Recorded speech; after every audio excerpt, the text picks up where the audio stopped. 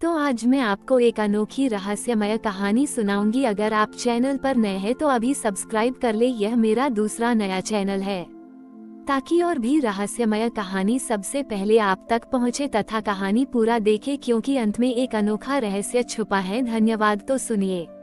हिमालय की शांत तलहटी में, जहां दो छोटी नदियां एक दूसरे से मिलती थीं, एक रमणीय गांव था, संगमपुरी।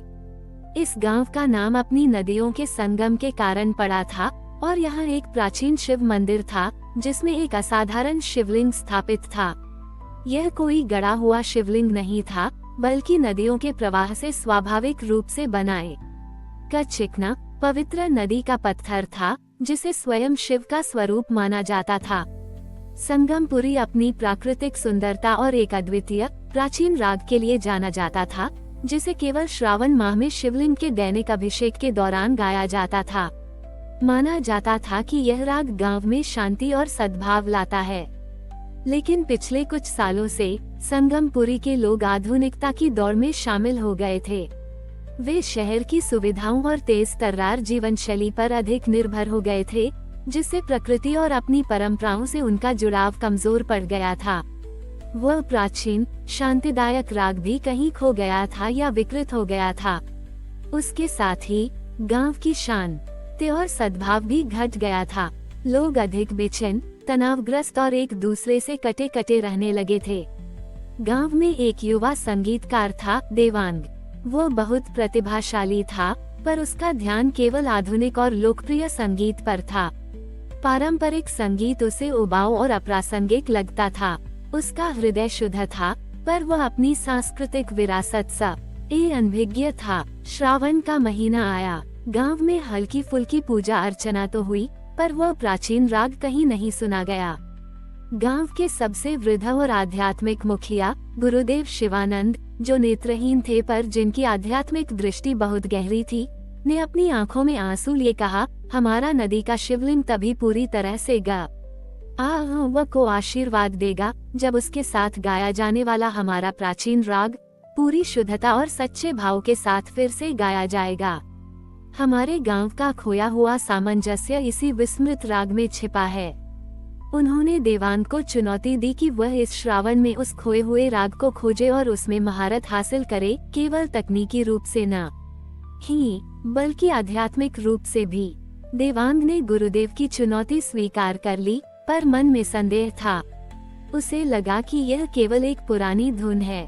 गुरुदेव शिवानंद ने उसे सिखाना शुरू किया, पर वे किसी वाद्य यंत्र या शास्त्रीय नोटों का उपयोग नहीं करते थे। वे देवांग को नदियों के बहने की आवाज, पत्तों की सरसराहट और दिल की सूक्ष्म ऊर्जाओं को सुनने के लिए कहते थे।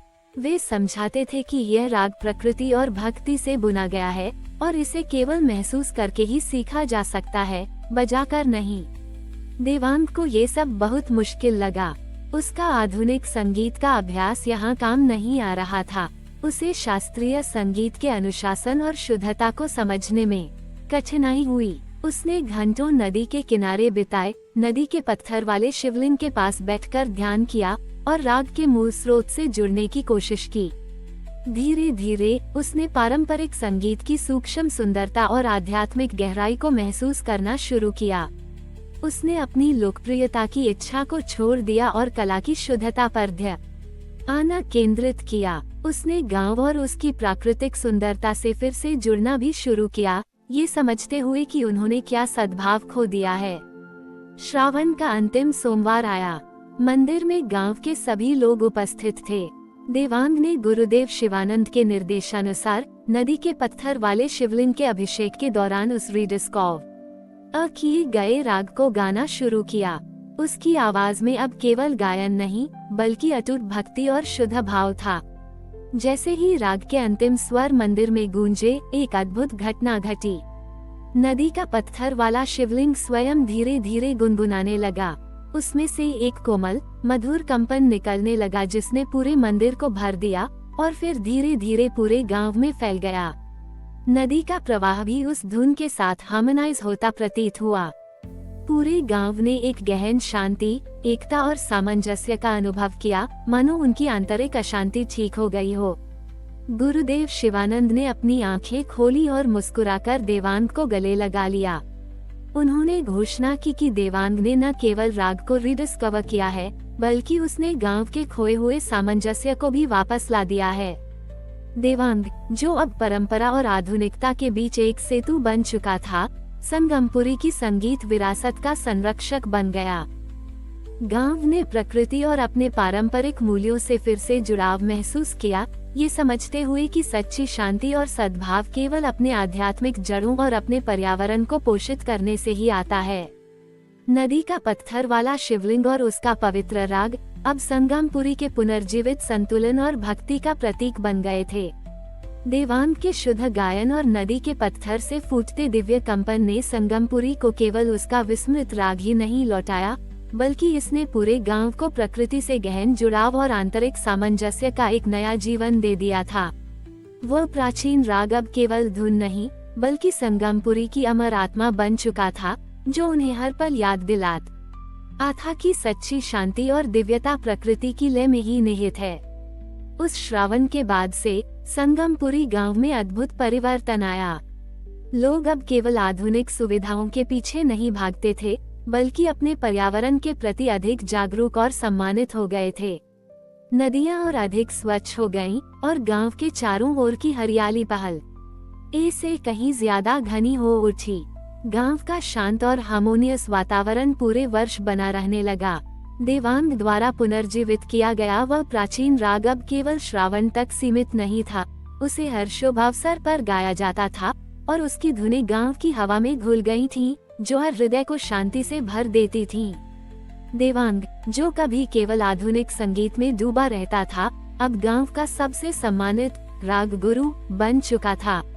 उसने गुरुदेव शिवानंद के मार्गदर्शन में स्वर साधना केंद्र की स्थापना की, जहां युवा पीढ़ी को केवल पारंपरिक संगीत की बारीकियों को ही नहीं सिखाया जाता था, बल्कि उन्हें ये भी बताया जाता था कि कैसे संगीत का ध्यान और साधना का माध्यम बनाया जाए। वो उन्हें सिखाता था कि हर स्वर में शिवजी का वास है, और कैसे प्रकृति की ध्वनियों से जुड़कर सच्चे संगीत का सर्जन होता है।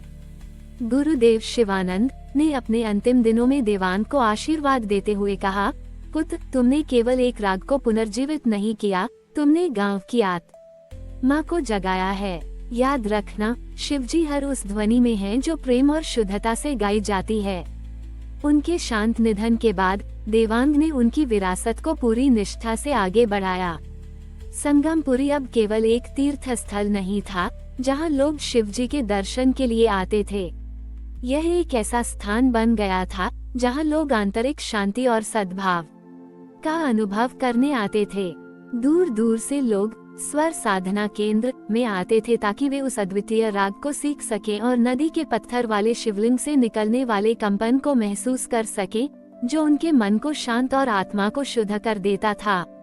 गांव की प्रसिद्धि अब उसके प्राकृतिक सौंदर्य, उसके प्राचीन मंदिर और सबसे बढ़कर सके अद्वितीय संगीतमय वातावरण के लिए थी, जो लोगों को भीतर से जोड़ता था।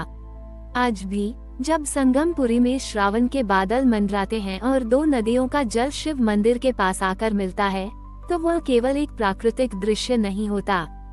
वह देवांग की साधना, गुरुदेव शिवानंद के ज्ञान और उस नदी के पत्थर वाले शिवलिंग की अमर कहानी की गूंज होती है, जिसने गांव को सिखाया कि सच्ची दिव्यता और अखंड शांति केवल बाहर खोजने से नहीं मिलती, बल्कि अपनी जड़ों से जुड़ने, प्रकृति का सम्मान करने और अपनी कला को भक्ति का रूप देने से प्राप्त होती है। संगमपुरी की यह गाथा पीढ़ियों तक संगीत, प्रकृति और आध्यात्मिकता के गहरे संबंध की प्रेरणा देती रहेगी। हमारी और भी आध्यात्मिक एवं अनोखी कहानियाँ देखने के लिए हमारे चैनल पर जाएं तथा धार्मिक एवं पौराणिक अनोखी कहानियाँ हमारे चैनल पर है। कृपया जाके देखें तथा हमारे चैनल को सब्सक्राइब करके रखें और वीडियो लाइक जरूर करें। धन्यवाद।